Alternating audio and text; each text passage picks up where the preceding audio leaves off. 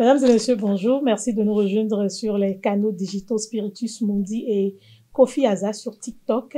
Merci d'être au rendez-vous de révélation de ce vendredi 27 septembre 2024. Révélation, c'est une émission de spiritualité dans laquelle nous parlons de Fa, de haute science, de métaphysique, de vaudou, de Fa, de tradition et de cultes endogènes. Révélation, c'est tous les vendredis de 10h à 12h sur les canaux digitaux TikTok, Spiritus Mundi, TikTok, Kofi Aza. Merci d'aimer, de liker, de partager et surtout de vous abonner pour être toujours au parfum des révélations. Révélation, c'est 1 heure d'échange avec le vénérable Naha Datoindje Seliwedo, le professeur Kofi Aza, et 1 heure d'échange questions-réponses avec vous qui êtes sur les canaux digitaux. Merci donc de prendre ces rendez-vous et de partager la bonne nouvelle autour de vous. Aujourd'hui, dans Révélation, nous parlons des fondements des reliques métalliques à saints et rituels d'invocation et de vitalisation des défunts dans la case des ancêtres. Le sujet est assez lourd et ce sera assez intéressant. J'espère que vous avez apprêté vos stylos et vos calepins. Donc, j'espère qu'aujourd'hui, il n'y aura pas de non scientifique à donner. En tout cas, on est heureux que vous soyez là, à nos côtés, à nous donner de la force pour que nous puissions chaque vendredi faire cette émission. Vénérable Naha, bonjour. Bonjour, bonjour à tous ceux qui nous regardent en ce moment. Bien à vous. Cette émission d'aujourd'hui, on va la diviser en plusieurs parties. On va parler d'abord de questions d'ordre général, parce que vous avez vu que le sujet est assez lourd. Je rappelle le sujet pour ceux qui viennent de nous rejoindre. Fondement des reliques métalliques à saints et rituels d'invocation et de vitalisation des défunts dans la case des ancêtres. Vénérable Naha, quelles sont les origines historiques et culturelles, ou même culturelles, des reliques métalliques que nous appelons enfongées à saints? Déjà, vous savez que le culte des morts est l'un des plus vieux cultes, pour ne pas dire que c'est le culte le plus ancien pratiqué par nos ancêtres. Et dans le but de pouvoir immortaliser ces ancêtres-là, donc de pouvoir canaliser leur esprit, avait donné lieu à diverses pratiques. Et au nombre de ces pratiques-là, nous avons la représentation métallique que nous appelons assin.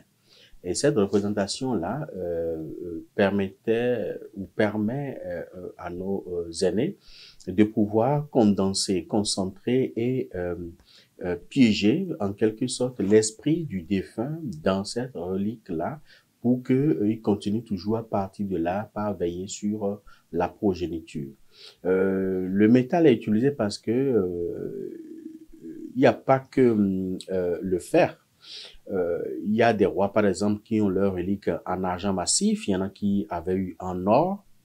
L'essentiel est que ça soit une matière qui permet ou qui favorise la durabilité.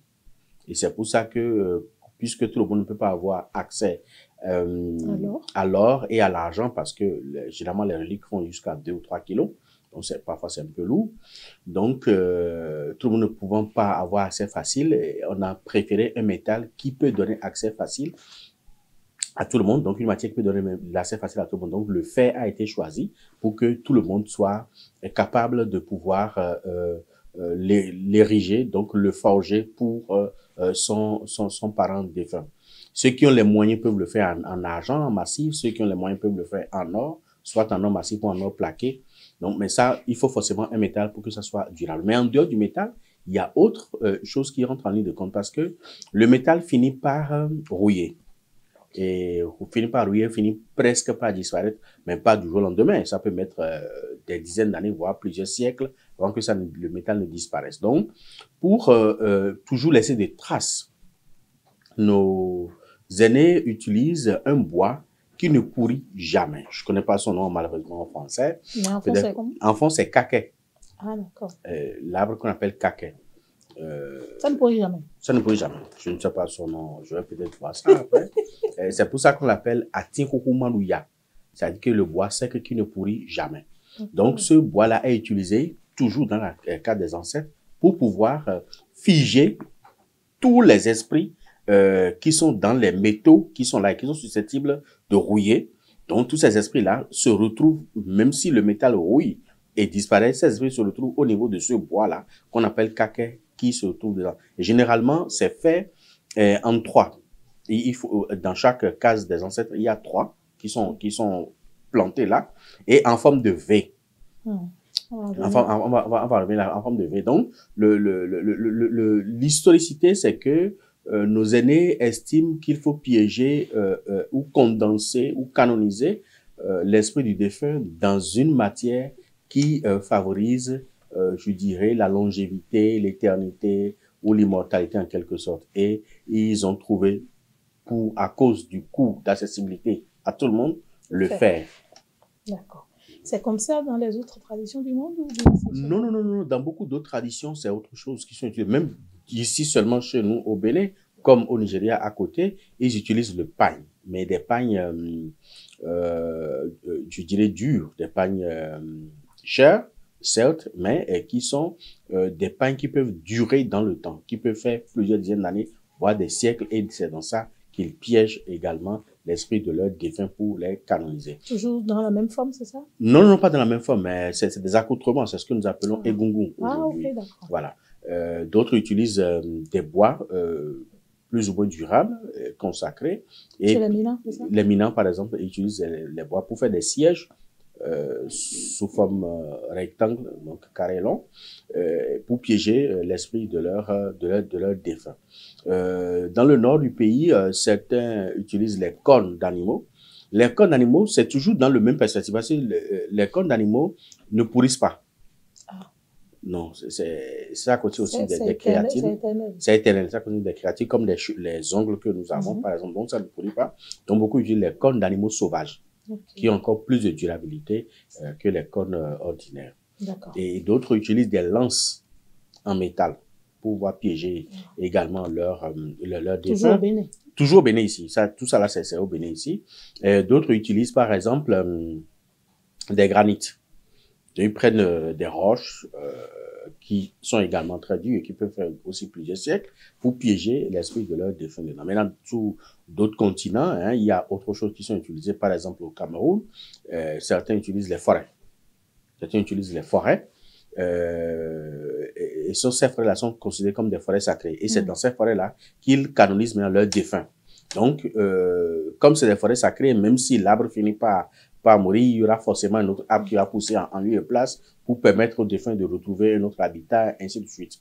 Mais il y a d'autres qui utilisent des rivières. Par exemple, chez les Maliens, ils utilisent les rivières, encore qu'ils n'en ont pas beaucoup là-bas, donc le peu qu'ils ont, ceux qui sont considérés comme des sacrés. En Côte d'Ivoire, beaucoup utilisent des sièges, puisque vous savez que la Côte d'Ivoire a été fondée par Ablakoku, qui est une Ghanéenne, une femme ghanéenne. Donc, ils ont hérité beaucoup ils ont hérité beaucoup de cultures ou de pratiques ghanéennes, donc Mina, en quelque sorte. Et en dehors de ça, il y a d'autres autochtones qui utilisent des forêts également, comme les Camerounais. Surtout, je veux parler des clans des panthères qui utilisent des forêts pour pouvoir piéger leurs ancêtres. Donc, de toutes les façons, l'idée reste la même partout, c'est-à-dire que mettre l'ancêtre quelque part qui puisse favoriser, qui puisse durer, que cela puisse durer dans le temps et dans l'espace. Donc, c'est la durabilité dans le temps et dans l'espace qui amène à canoniser selon je dis les peuplades. D'accord. Maintenant, pour aller plus loin, quelle est la représentation et la signification symbolique maintenant de ces reliques métalliques chez nous ici, dans le rituel funéraire? Au fait, c'est l'aboutissement du rituel funéraire. C'est la fin. C'est la fin. C'est quand la personne décède et on commence par faire les premiers rituels jusqu'à ce qu'on finisse complètement. Quand on installe son assin, c'est que c'est terminé. C'est qu'il n'y a plus rien. Tout ce qui reste maintenant, c'est ça on dit c'est-à-dire qu'on ne fera plus jamais ça, ou on ne va plus jamais répéter ça. Et ce qui reste, c'est des haricots que nous allons manger. Donc, c'est une manière de dire que nous avons fini avec lui, définitivement, et c'est irréversible. Et tout ce qui va rester, c'est les haricots que nous allons lui offrir. Parce que vous savez que... l'azote. Voilà, l'azote, les défunts ont besoin. Pour vitaliser. Pour les vitaliser. D'accord. Comment ces reliques à saints sont-elles utilisées dans les pratiques d'invocation des ancêtres? Elle constitue au fait le portail pour pouvoir avoir accès à l'au-delà, au fait. Donc, les invocations sont faites à telle enseigne que cela permet d'ouvrir le portail. Et là, comme formule sacrée hein, pour lancer les invocations au niveau des ancêtres, quand on commence toujours par de l'eau, on leur demande Misewa Bato, c'est-à-dire que quittez vos demeures et venez au bord de l'eau. Mais quand on dit bateau, en quelque sorte, c'est venez au bord de la fraîcheur. Parce qu'on suppose qu'ils sont sous terre, alors que au niveau de notre croûte terrestre, il y a beaucoup plus, la chaleur est beaucoup plus élevée. Donc, ils doivent forcément, d'une manière ou d'une autre, ressentir cette vitalité-là, cette chaleur. Mais on leur demande de venir ici pour Bisséac Bateau, c'est-à-dire que venez au bord du bas-fond, donc venez au bord de la fraîcheur, venez au bord de l'eau. Donc, les scènes permettent d'ouvrir en quelque sorte leur vortex pour leur permettre de déambuler et de pouvoir recevoir des offrandes. D'accord. J'espère que vous êtes nombreux à nous suivre, à aimer, à partager ce direct et surtout à vous abonner au compte TikTok Spiritus Mundi et Kofi Aza. Et pour les personnes qui désirent aller sur la page Facebook du professeur Kofi Aza, vous le verrez dessus. C'est une page très actualisée avec les dernières informations. Si vous êtes nouveau, vous verrez déjà l'affiche donc de cette émission sur cette page-là. Vous pourrez vous abonner également et vous abonner également à son compte YouTube. C'est très important pour suivre ces actualités. Sur sa page Facebook, vous pouvez voir les liens donc de ces différents forats qui constituent désormais la communauté du professeur Kofi Aza et vous pourrez l'intégrer à 0 francs. D'accord. On continue nos échanges ici sur les fondements des reliques métalliques à saints et les rituels d'évocation et de vitalisation des défunts dans la case des ancêtres. Professeur Kofi Aza Venerambara, en quoi consistent les étapes clés du rituel de vitalisation des défunts dans la case des ancêtres? Là, c'est que les défunts sont déjà installés. Ça, je suppose, parce que... Je suppose qu'il y a eu des défunts pendant des défunts qui ont été déjà installés. Il y a une maison. Voilà, il y a une maison, on a déjà installé les reliques et qu'on veut leur donner. Mais généralement, pour faire les rituels, l'offrande aux défunts, l'idéal est de les informer d'avance. Ah. Les informer d'avance pour les mettre dans une... disposition? Oui, mais une veille sacrée. Ah. Une veille liturgique. Il faut les prévenir. Il faut les prévenir. Donc, la veille, la veille, à la nuit tombée, on va vers eux avec de l'eau, de boissons sucrées, de boissons fortes, et puis de cola.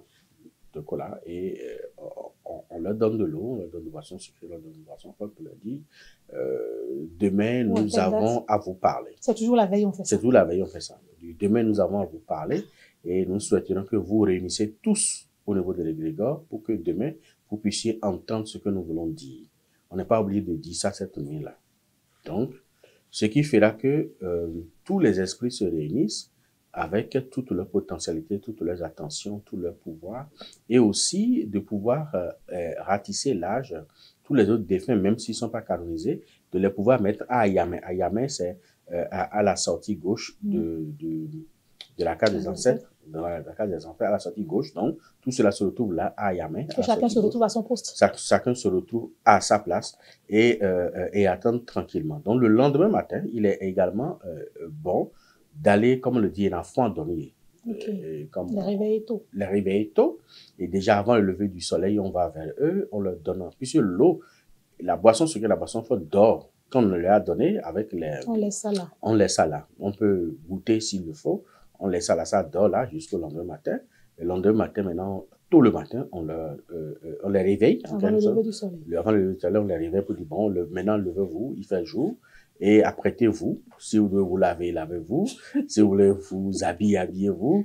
Si vous voulez vous faire beau, faites seulement. Donc, et puis bon, apprêtez-vous le temps que nous puissions nous réunir et venir vous parler. Donc, on leur offre encore cette eau-là, la boisson sucrée, la boisson forte, et puis tout ce qui reste, on retire tout ça pour faire table rase. Là, c'est l'information. Donc, la première étape, c'est apporter l'information et les prévenir. Donc, les mettre en veille liturgique. Donc, eux-mêmes, ils vont se mettre en veille liturgique parce que vous les avez ordonné. Le lendemain matin, vous les invoquez, vous leur demandez de s'apprêter. Donc, la deuxième chose, c'est de leur apporter la nouvelle pour dire, ça y est. Donc, vous dites, c'est bon. Et maintenant, vous vous retirez et vous allez commencer maintenant par apprêter les choses, par préparer haricots, préparer ci, préparer ça, apprêter tout ce qu'il faut. Si c'est des baies que vous voulez leur offrir et tout ça, vous apprêtez tout. Et après maintenant, tout le monde vient. Et vous vous asseyez et celle qui doit faire, c'est généralement une femme qui le fait. Hein. On va en parler à la fin. Voilà. Donc, elle rentre dans la case des ancêtres et là, maintenant, elle lance le rituel d'offrande. Et toujours à partir de l'eau, de boissons sucrées, de boissons fortes. Et là, c'est à 3 reprises. La première fois, c'est un rappel. C'est ce pourquoi on les appelait? C'est ce pourquoi on les appelle. La première fois, c'est un rappel. Et après ça, la deuxième étape consiste à faire les invocations nécessaires. Et après les invocations nécessaires, on présente les doléances, puis on fait encore une deuxième libation. D'accord. Et la troisième étape maintenant, c'est pour le questionnement. Et avant le questionnement, on fait la troisième libation et après maintenant on procède au questionnement. Une fois le questionnement fait, c'est que c'est terminé. Mais entre-temps, si on a des choses à offrir, des bêtes à offrir dans des affaires, selon la liturgie de chaque famille, si on a des mets préparés à offrir, on leur donne tout ça et ce n'est qu'à la fin qu'on demande, on va au questionnement. Et une fois le questionnement fait, c'est terminé, le rituel est fini. Le reste maintenant, c'est le partage que l'on fait. Je rappelle à ceux qui nous regardent, qui nous suivent, que les méthodes traditionnellement utilisées, c'était au temps de nos rois de l'or, massif ou plaqué. Ça peut être de l'or massif ou de l'or plaqué. Il y a de l'argent massif et de l'argent plaqué. Plaqué aussi. Maintenant, de plus en plus, pour rendre cela accessible à beaucoup de familles, on utilise du fer. Du fer. Avant, il y a d'autres qui utilisent du cuivre, d'autres du zinc. Voilà. Et puis, bon, le bois utilisé, pardon, c'est du caquet pour pouvoir connecter. Ça ne pourrit jamais. Ça ne pourrit jamais. L'arbre qui ne pourrit jamais. Je vais mettre ça comme ça. Si on vous dit c'est quoi caca, dites que c'est l'arbre qui ne pourrit jamais. Bon, ceux qui ont les noms scientifiques, là, partagez ça sur le TikTok, le live, on va voir. Donc, c'est ça. Maintenant, les rituels d'évocation et de vitalisation, professeur Kofi Aza, comment est-ce que ces rituels renforcent-ils le lien entre les vivants et les défunts? Le rituel d'évocation et de vitalisation se fait en 2 étapes. La première étape consiste à offrir le manger aux défunts, ce qui fait que les défunts communiquent entre eux. Mais le manger qui est offert, on ne finit jamais. On garde une partie, c'est-à-dire que quand on apporte le manger aux défunts, on leur sert une partie et on garde la moitié. Pourquoi? La moitié qui est gardée permet aux humains de manger avec les défunts. Donc les défunts communiquent entre eux, mangent entre eux là-bas. La moitié qu'on leur a donnée. La deuxième moitié, les défunts mangent ça avec les vivants. Donc communient avec les vivants. C'est le lien, ça. Pour pouvoir établir le lien entre les défunts et les vivants. Parce que c'est une connexion. C'est une connexion. Ce qu'on offre aux défunts, l'esprit des défunts, la grâce des défunts reste sur tout. Mais on leur donne la moitié et on garde la moitié. C'est-à-dire que on leur donne la grâce, mais on garde la grâce. Et cette grâce-là qui est gardée est partagée entre tous. Voilà. Et maintenant, il y a le gros lot qui est resté derrière sur la natte. Et ce gros lot-là, maintenant, les humains partagent ça maintenant entre eux. Donc, il y a une première communion entre les défunts, une deuxième communion entre les défunts et les vivants, et une troisième communion entre les vivants eux-mêmes. Donc, ce qui renforce davantage le lien de fraternité, d'abord entre les vivants, ce qui renforce le lien de grâce et puis de protection entre les défunts et les vivants, ce qui renforce le lien de commutation et de mutualisation des forces entre les défunts eux-mêmes. Donc, ils mutualisent leurs forces pour pouvoir ensemble accompagner les vivants. Des fois, moi, je pose des questions, puis après, je me rends compte que c'est intéressant. D'accord. Mais on va aller. Quelles sont les différences entre un rituel simple de commémoration et celui maintenant, parce qu'il y a des familles où on dit on commémore les morts, et un rituel maintenant où on vitalise les défunts dans la tradition? Au fait, les rituels d'offrande aux ancêtres se font, c'est une série de 3, et c'est tous les 3 ans. Je vais expliquer. D'accord. La première série, c'est ce que nous appelons Sinfade ou des Fonlinon. C'est-à-dire que l'invocation du paresseux. L'invocation du paresseux se fait avec de l'eau, de boissons sucrées, de boissons fortes, et puis de cola. Ça, c'est l'invocation du paresseux. C'est ça qu'on peut faire. C'est pour ça qu'on peut faire chez soi, chaque matin, chaque soir. C'est ça qu'on appelle l'invocation du paresseux. Donc, l'invocation, Fonlinon. Donc, l'invocation du paresseux. Et ça, on le fait une fois là. Donc, quand vous faites ça, pour les ancêtres, bien sûr, ce qu'on fait seul là, dans sa chambre, on peut le faire pour les ancêtres exactement. Okay. Et quand vous faites ça, cette année, l'année qui suit, vous devez aller à une autre étape. Vous devez aller à l'étape supérieure, à une étape évoluée, qui consiste à donner des bipèdes. Ok, des animaux. Eh oui, pas tous les animaux, des bipèdes, c'est des poulets. Il y en a quand il y a fort, oui, non. Donc, on sacrifie rien que des poulets. Et là, on prend ce qu'on a utilisé pour le fonlinon. On prend tout ça et on ajoute les poulets et l'haricot. D'accord. Parce que quand vous donnez du sang au défunt, vous devez mettre de l'haricot dans le sang pour renforcer. Donc, on ajoute l'haricot. Et la troisième année maintenant, on fait les quadrupèdes. Okay. C'est-à-dire quand il y a fort, non. On fait les quadrupèdes. Et là, c'est l'invocation avec les quadrupèdes. Invocation quadrupède. Oui. Donc, nous avons l'invocation paresseuse, invocation bipède et invocation quadrupède. D'accord. Voilà. Quelles sont les grâces dans l'invocation fonlinon? Il y a toutes les grâces. En fait, comme par étape, chaque invocation apporte sa grâce. D'accord. Voilà, chaque invocation apporte sa grâce. Il y a forcément la grâce. Et c'est presque la même grâce. Seulement que quand on utilise le sang, ça donne plus de vitalité. C'est tout. Donc, on a la grâce sur les 3 formes d'invocation, dont la première forme qui est l'invocation paresseuse. Et après, nous avons l'invocation bipède et l'invocation quadrupède. Au niveau de l'invocation quadrupède, on utilise tout ce qu'on a utilisé pour l'invocation bipède, plus maintenant les quadrupèdes. Voilà. Donc, c'est là on utilise les bois sous sissa ou bois si, donc des moutons ou des casserets, bien sûr, et des chèvres. D'accord. Donc, c'est 3. C'est 3 étapes. Donc, après les 3 ans, quand on va faire les bipèdes, les quadrupèdes, on retourne encore à l'invocation paresseuse. Forcément. Et c'est de façon cyclique. Donc, on fait invocation paresseuse, invocation bipède et invocation quadrupède. Pourquoi on ne peut pas adopter une invocation on ne peut adopter une invocation quadrupède de façon linéaire. Non, on peut adopter. C'est une manière de dire que la vie est cyclique. Okay. La vie est cyclique. Et puisque même si vous avez les moyens ou vous avez le minimum qu'il faut, la vie n'est pas linéaire. On a des hauts. Les doigts ne sont pas égaux. Voilà, on a des hauts et des bas. Et tout ça, c'est également pour permettre à ceux qui sont les enfants de la maison. En fait, l'objectif là, c'est de permettre aux enfants de la maison, quoi qu'en soit sa condition de vie, de pouvoir participer à l'effort, symboliquement à l'effort de la famille. Donc, si quelqu'un qui n'a pas les moyens et que l'année où on doit faire l'invocation paresseuse est arrivée au niveau de la famille, même s'il a une bouteille de sucrerie, il va apporter. Même s'il a une bouteille d'eau, il apporte. Même s'il a vie ou aroué, il apporte. Donc, même si, avec 500 francs, il a déjà contenté ses ancêtres, il se sentira concerné. Puis après, l'année qui suit, il sait qu'il va se battre. Même s'il trouve 2500 ou 3000, il va acheter au moins un coq et il va apporter à ses ancêtres. Et l'année qui suit, maintenant, même s'il n'a pas ça, puisqu'on apporte toujours tout, il peut offrir la boisson sucrée, il peut offrir selon ses moyens. Selon ses moyens, il peut offrir un coq, et ça n'arrête là. Ceux qui ont les moyens maintenant vont offrir des moutons.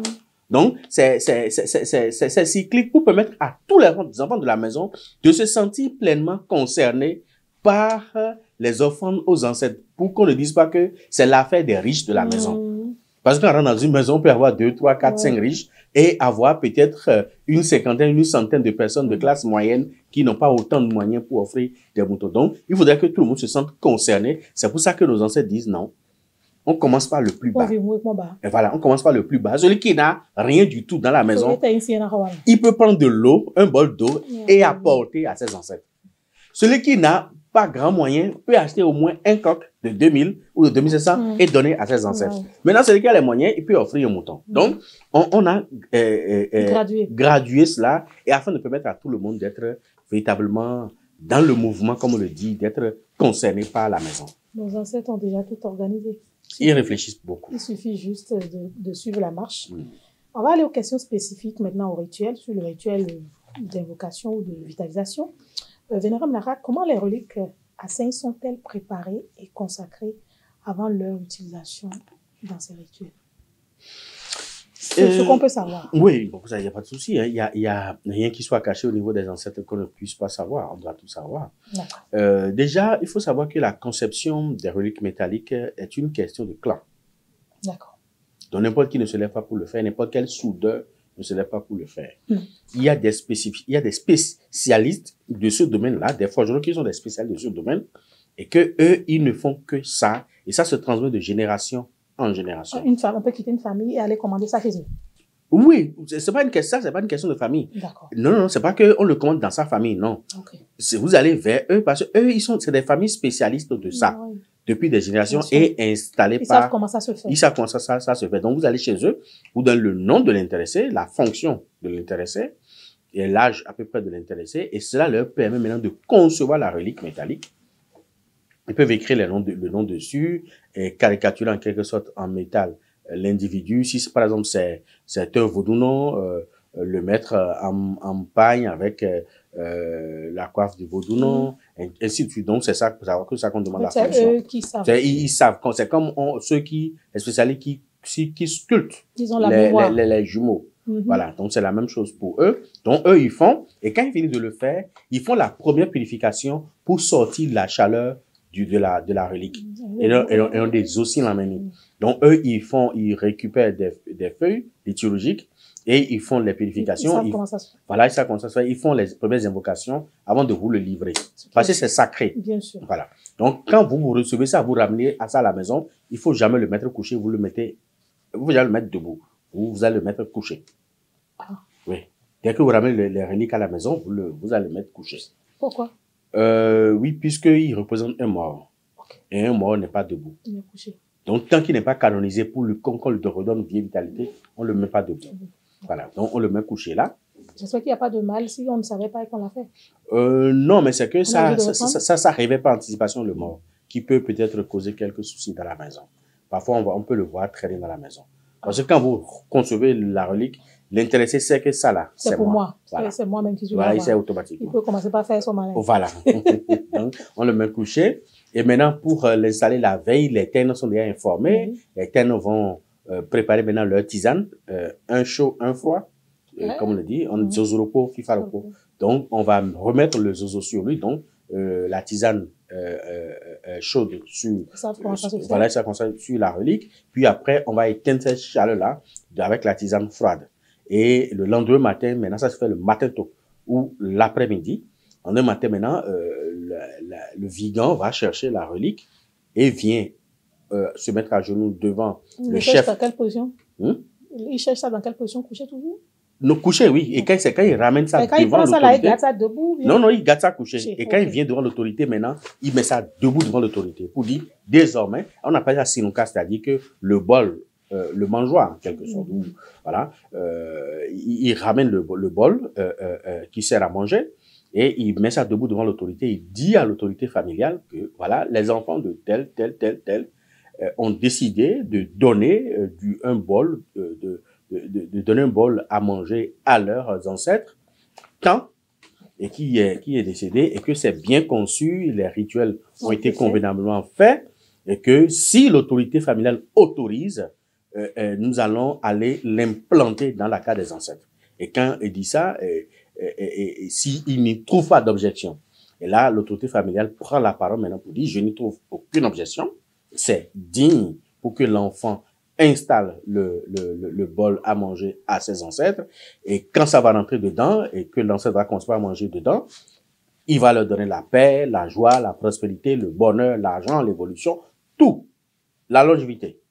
Et maintenant, il touche ça, il dit, j'autorise, en vertu des pouvoirs qui m'ont été conférés, j'autorise l'implantation de ce bol à manger pour tel ancêtre.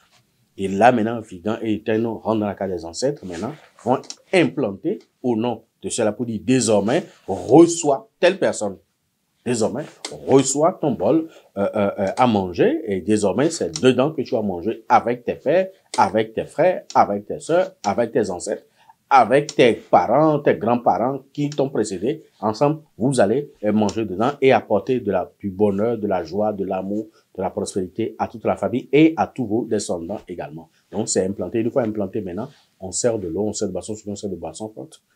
Et on revient maintenant. Et s'il faut vitaliser avec un mouton ou avec un poulet, on procède à la vitalisation. Je voulais demander quel genre de prière ou d'invocation ou d'incantation sont récitées lors de ces invocations des ancêtres dans la case des ancêtres. Non, généralement, ce sont les panégyriques qui sont utilisés dans les invocations parce que chaque clan a ses panégyriques. Donc, en voulant implanter ça, en appelant le nom de l'individu, on fait en quelque sorte son éloge à travers les panégyriques de la famille.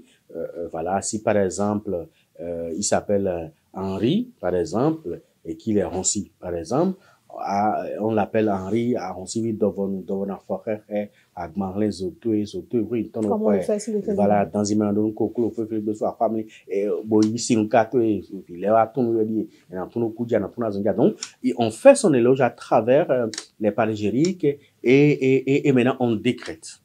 On décrète. Et à la fin, on décrète également la prise en compte obligatoire.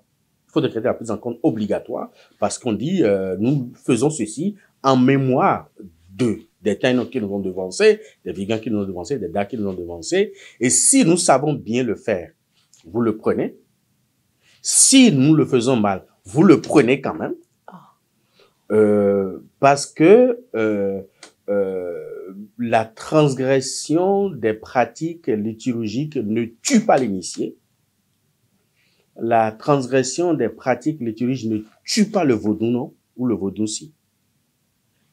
Mais nous, là, nous allons toujours savoir bien le faire. Donc, même si on fait mal, là, on impose, on décrète que on sait bien le faire. Et donc, ils doivent recevoir. C'est pour ça, on dit en ces thèmes, Miyonho Minaï, Mile Danho Minaï, nous va kaja no vaudou gosia, bo, nous va kaja no botoa, nous mi de mikranyo ho tegbe.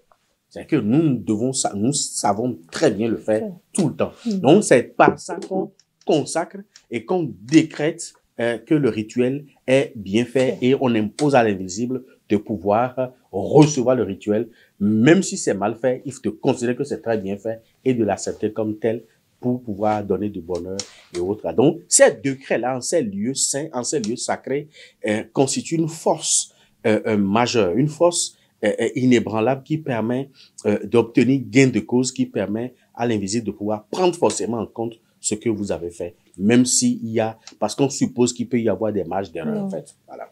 Le humain n'est pas fait, c'est ça. Oui. Est-ce que j'ai une question de curiosité? Est-ce que ça peut arriver que le Vigan refuse ou que le chef de famille refuse? En principe, le chef de famille ou le Vigan n'a aucune autorité à refuser quelque chose au nom de l'invisible si l'invisible même n'a pas refusé. Okay. C'est que si l'invisible même a refusé, le Vigan ou le Da n'ont aucune excuse d'accepter. C'est qu'ils doivent dire, ah, l'invisible a refusé, ça ne peut pas se faire. Mais si l'invisible n'a pas dit non, ils n'ont aucune autorité. Ça veut dire qu'il y a des consultations qu'on fait. Et l'invisible refuse. Et quand l'invisible refuse, on ne force pas. On ne force pas. On règle d'abord le préalable. Parce que si l'invisible refuse, il y a des préalables. Parce que l'invisible lui-même n'a pas l'autorité de refuser sans une cause valable une canonisation. L'égrégore invisible ne refuse pas une canonisation. Mais s'il y a des questions préjudicielles qui traînaient, qui ne sont pas encore élucidées, l'invisible peut refuser, peut rejeter cette canonisation-là, peut faire obstruction à cette canonisation et va renvoyer les officiers à aller régler d'abord ces questions préjudicielles avant de revenir maintenant pour faire la canonisation. D'accord. Donc, on va aller au rôle des différents acteurs le jour-là. Le temps, Comment vous l'avez dit? Le taïno et le vigan. Le vigan. Eux, ils sont là pour la consécration, c'est ça le rituel de consécration? Oui, ce sont eux qui sont autorisés à rentrer dans la case des ancêtres pour faire les consécrations, pour faire les canonisations. D'accord. Le chef de famille, lui... Le chef de famille ne rentre jamais dedans. C'est l'autorité morale qui observe. C'est l'autorité morale qui observe et qui est le garant de la régularité du rite. D'accord.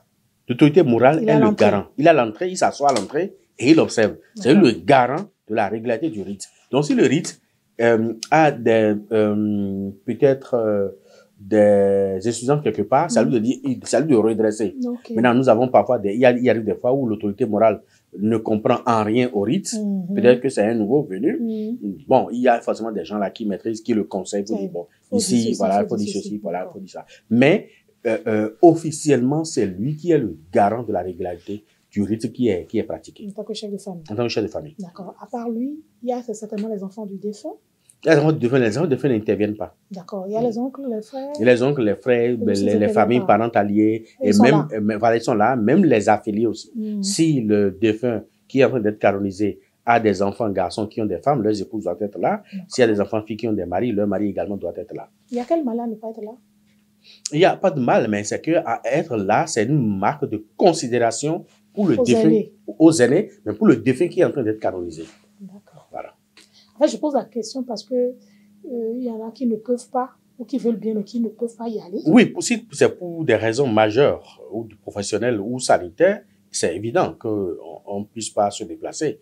Mais si on est vraiment libre, il est de bon ton, si on a une considération pour l'individu de son vivant, d'être présent à sa canonisation pour lui témoigner son affection, pour lui témoigner son attachement, voilà, son respect et tout. Voilà. C'est important. En fait, je pose la question parce que mon papa dit souvent que quand vous ne pouvez pas y aller, pour d'autres raisons, il faut au moins participer. Au moins participer. Oui, ça là, c'est que la participation, c'est obligatoire. Mais c'est 100 francs que vous avez. Il faut donner pour dire, prenez de l'eau et accompagner la canonisation. D'accord. Comment maintenant ces ancêtres canonisés ou les autres ancêtres manifestent leur présence après ce rituel? Oui, puisque la canonisation, c'est individuel. Donc, une fois canonisé, il faut maintenant faire l'invocation de tous les autres ancêtres. D'accord. Leur donner à manger. On les prévient tous la veille? On les prévient forcément, il faut toujours les prévenir pour dire, nous allons faire quelque chose de même. Mettez-vous, ébranlez-vous pour pouvoir entendre ce que nous voulons vous dire. Donc, c'est le jour-là qu'on leur fait savoir. Maintenant, on est obligé de les appeler, de les invoquer pour leur dire, bon, désormais, recevez la canonisation de telle personne et recevez cette personne-là parmi vous parce que nous l'avons déjà constitué, nous l'avons consacré et nous l'avons canonisé. Maintenant, c'est à vous de le recevoir. Okay. Donc, la famille là-bas. Voilà. Donc, les humains ne reçoivent pas. Non.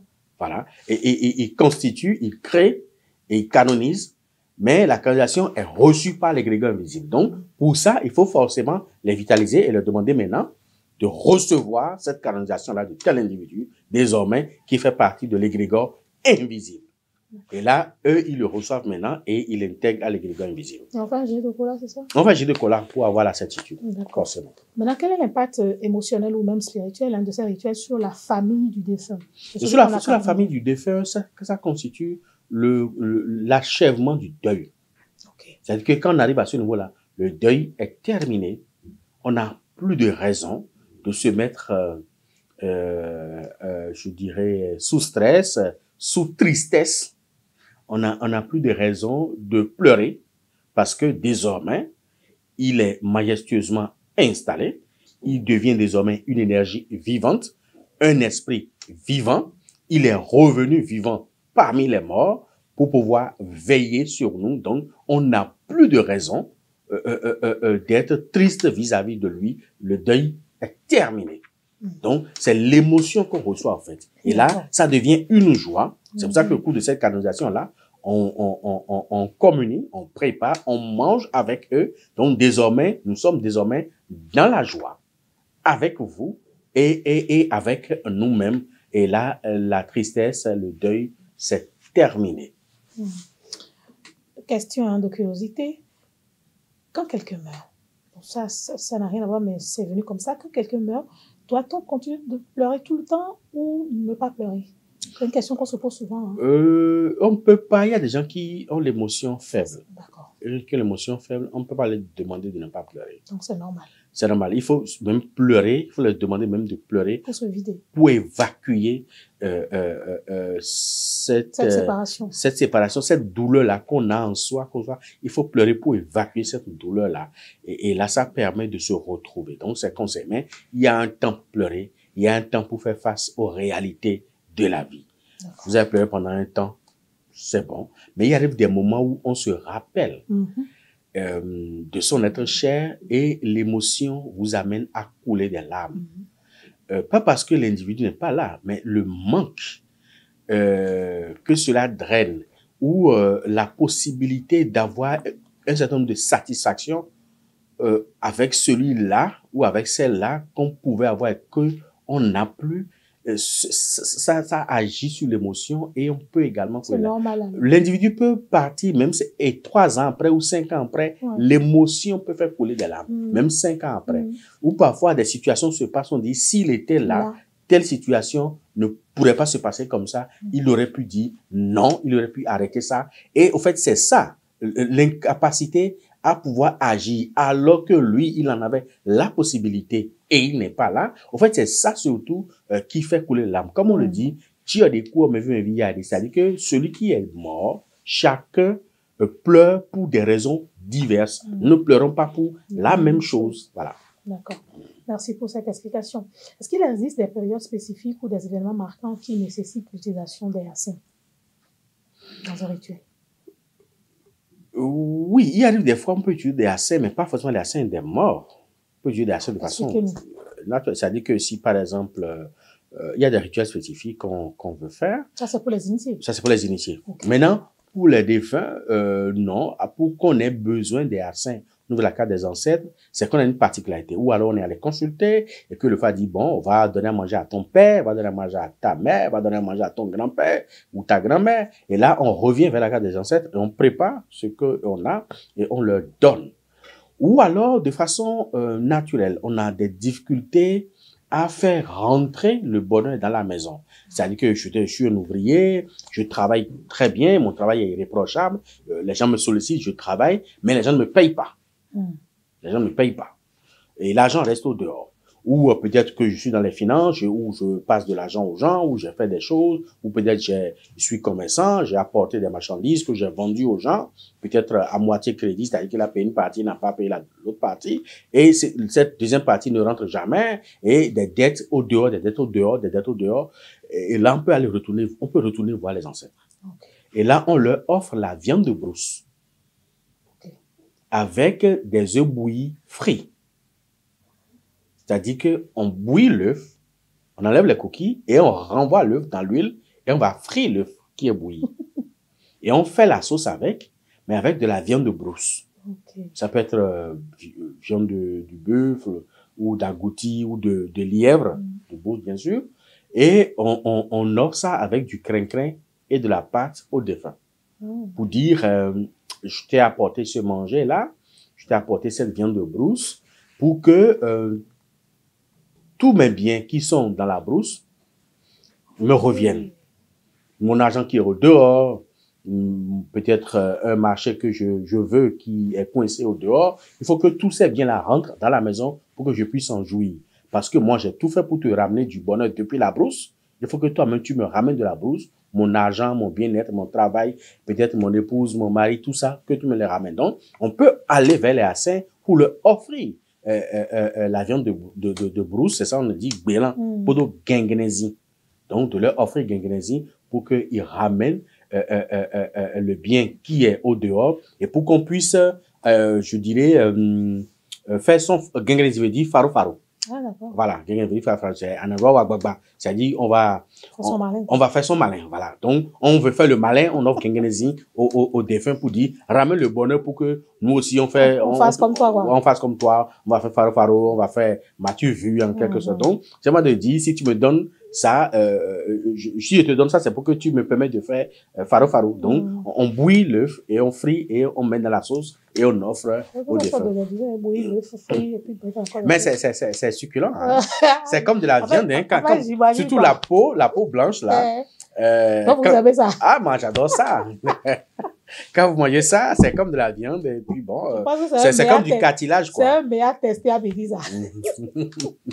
D'accord. En fait, est-ce que ce genre de rituel, est-ce qu'on est obligé forcément d'aller vers la case des ancêtres de sa famille ou est-ce qu'on peut le faire chez un dignitaire? Non, on peut pas le faire chez un dignitaire. On est obligé de faire ça au niveau de la case des ancêtres de sa famille. Parce que c'est une question de clan, c'est une question de sang, c'est une question d'égrégore. Donc, on est obligé d'aller vers la famille pour pouvoir le faire. En fait, je pose la question parce qu'il arrive un moment où peut-être vous rencontrez des situations où vous dites il faut faire ça et vous êtes obligé de faire ça chez le dignitaire. Non, parce que vous n'appartenez pas au même clan, à moins que vous soyez de la même famille. Si vous n'êtes pas de la même famille avec le dignitaire, non, vous ne pouvez pas faire. Le problème des Assais, c'est un problème de clan, c'est un problème de famille. C'est pas. On ne peut pas les invoquer ailleurs. Non, on ne les invoque pas ailleurs. Si vous ne pouvez pas aller vers le Yassin pour les invoquer, le dignitaire va prendre 2 calebasses, le couvercle et la calebasse, et va appeler le nom de votre égrégore et des défunts dedans et va refermer. Et c'est à ce niveau-là précisément qu'on le fait. Un défunt ne peut pas venir manger au niveau du réceptacle d'une autre famille. C'est pas possible. À moins qu'on le fasse, on renverse les calebasses pour qu'ils viennent là pour manger. En dehors de ça, il faut aller à la famille. En fait, je dis ça parce que je pense que dans les couvents hautes, il y a des Assins, non?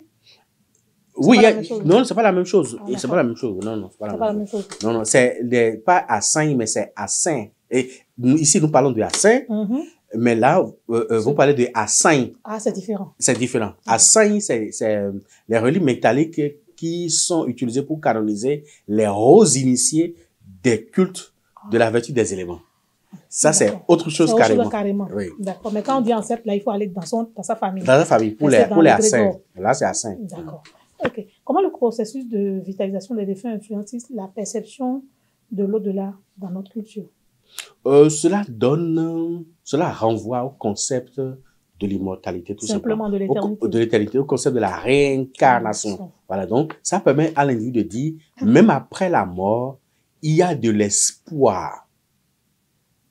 C'est ce que cela permet de dire à l'individu qui sont vivants, de dire, même après la mort, il y a de l'espoir que vous continuez pas à interagir avec nous.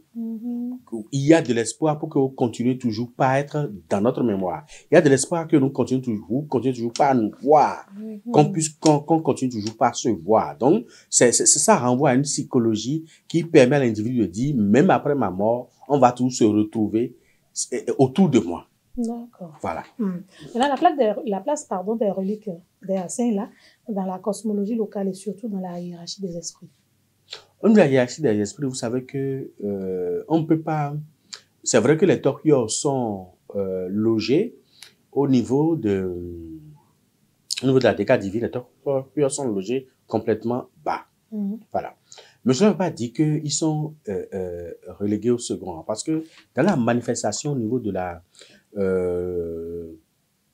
cosmogonie, les défunts sont transversales.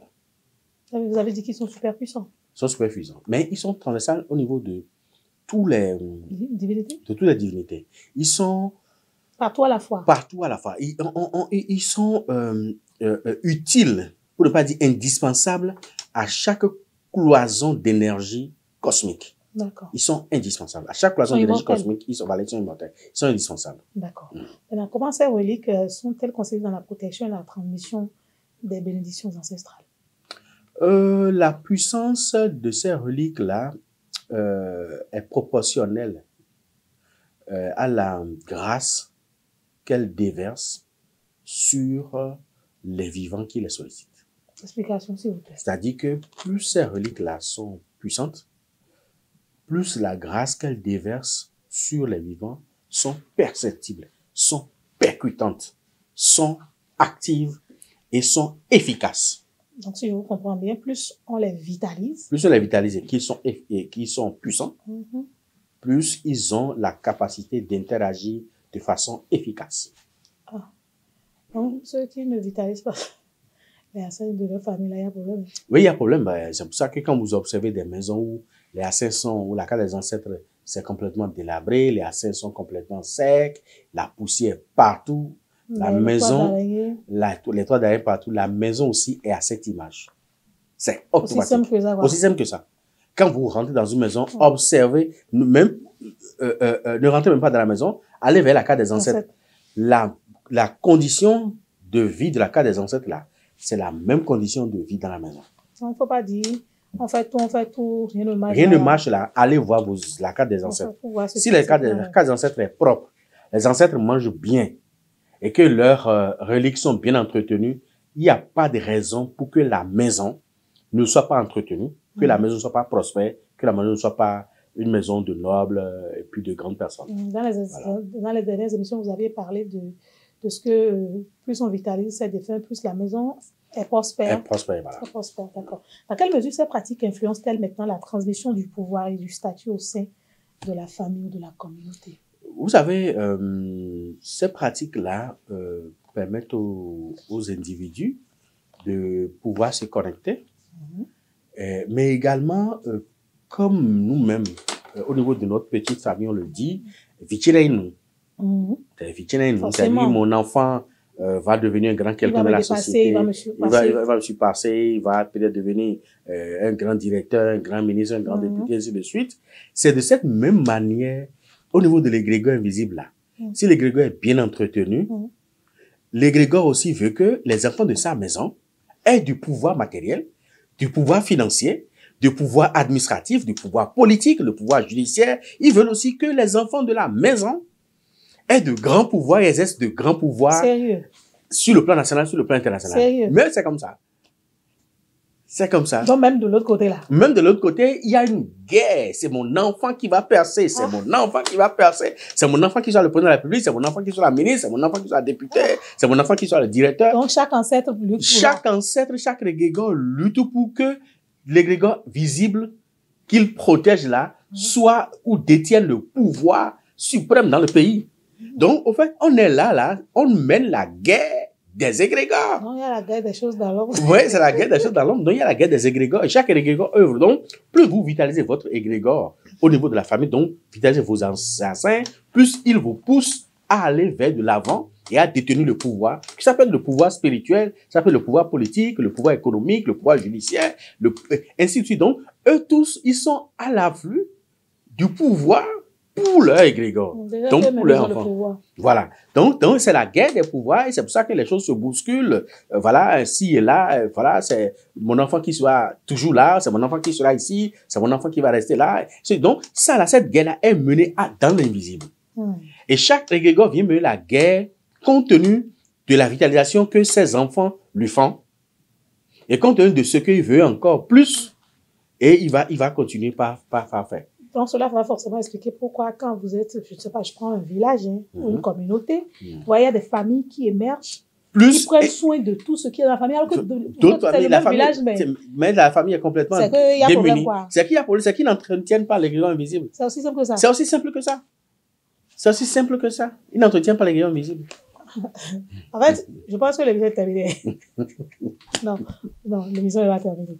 On va continuer. Ça veut dire que désormais, tous ceux qui nous regardent, qu'ils sachent, qu'ils ne sachent pas, qu'ils soient à l'extérieur ou à l'intérieur, qu'ils soient là ou pas, ils doivent s'assurer, s'ils veulent prospérer, que les ancêtres sont heureux. Que les ancêtres sont heureux. Si les ancêtres sont heureux, il n'y a pas à attendre d'autres. Non, il n'y a pas à attendre d'autres. Et puis, si vous avez un peu de moyens, que la famille prenne pour entraîner les ancêtres, le peu de moyens que vous avez là. Généralement, le peu de moyens que vous avez, il faut aller voir le chef de la famille et peut-être l'appuyer financièrement pour qu'il puisse faire sa cérémonie. Vous le mettez devant. Vous le mettez devant et vous financez et il fait sa cérémonie. Les ancêtres savent qui a financé. Forcément. Forcément. Donc, quand ils doivent déverser la grâce, ils commencent la grâce par toi. Avant de donner à d'autres personnes. Mais généralement, quand on investit dans les morts, les gens pensent que c'est parce que vous avez plus d'argent. Et vous ne savez pas ce que vous allez en faire. Dites-nous ce qu'il y en a. Et c'est pour ça que vous investissez dans les morts. Ceux qui m'entourent, ils disent toujours ceci. Naha, mettez nous quoi Qu'est-ce que vous voulez répondre? Mais c'est parce que que vous vitalisez tout le temps vos ancêtres. si moi, je peux même si je n'ai pas les moyens, Vous faites. je peux même aller passer l'argent là, Vous faites ça. pour donner à manger au clito. Je sais que quand je vais faire ça là, les jours qui vont suivre là, je vais retrouver aller payer ce que j'ai prêté. Ah, donc, désormais, là, c'est ce que votre entourage doit comprendre. Oui, c'est comme ça. Donc, c'est pour votre bien. En fait, c'est pour moi même que je fais ça. Hein. Donc, vous. C'est pas parce que je ne sais pas ce que je vais faire avec l'argent que je donne à manger aux morts. Non. Je donne à manger aux morts parce que... c'est les morts qui tiennent les vivants. C'est pour qu'ils puissent travailler pour moi. Et ils travaillent pour moi. Parce que si la grâce doit venir, la grâce va venir d'abord vers moi. Avant d'aller vers les autres. C'est ce que beaucoup ne comprennent pas.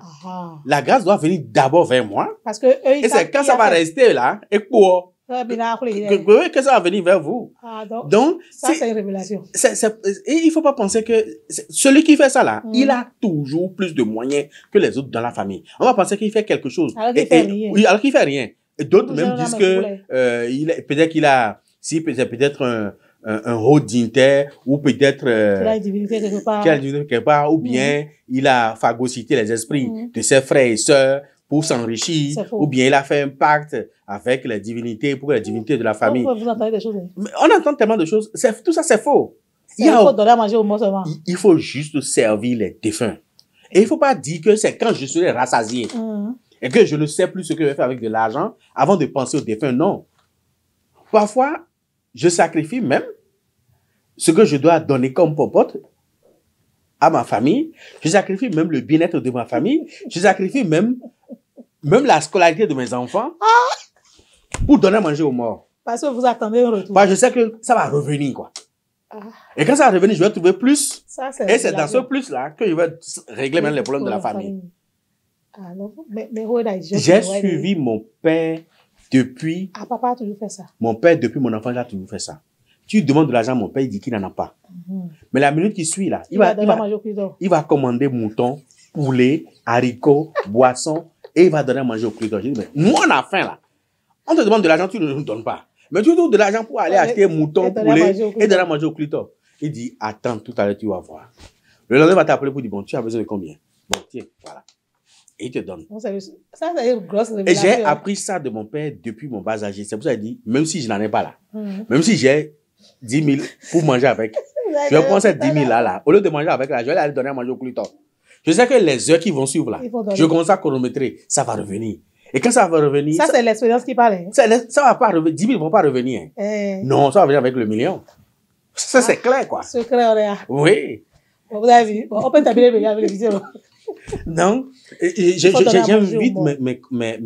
j'invite tous ceux qui m'écoutent aujourd'hui, n'attendez pas à être milliardaire avant de donner à manger aux défunts. Parce que les défunts n'ont pas besoin de ça. D'accord, maintenant. Et il faut toujours, ne dites pas que c'est du gaspillage. Ce n'est jamais du gaspillage. D'accord, question. Oui. On a compris qu'il faut faire. Peut-être qu'on ne sait pas qui doit s'en occuper dans la famille parce qu'on ne va pas au village. Non, dans chaque famille, il y a toujours quelqu'un qui s'occupe des défunts.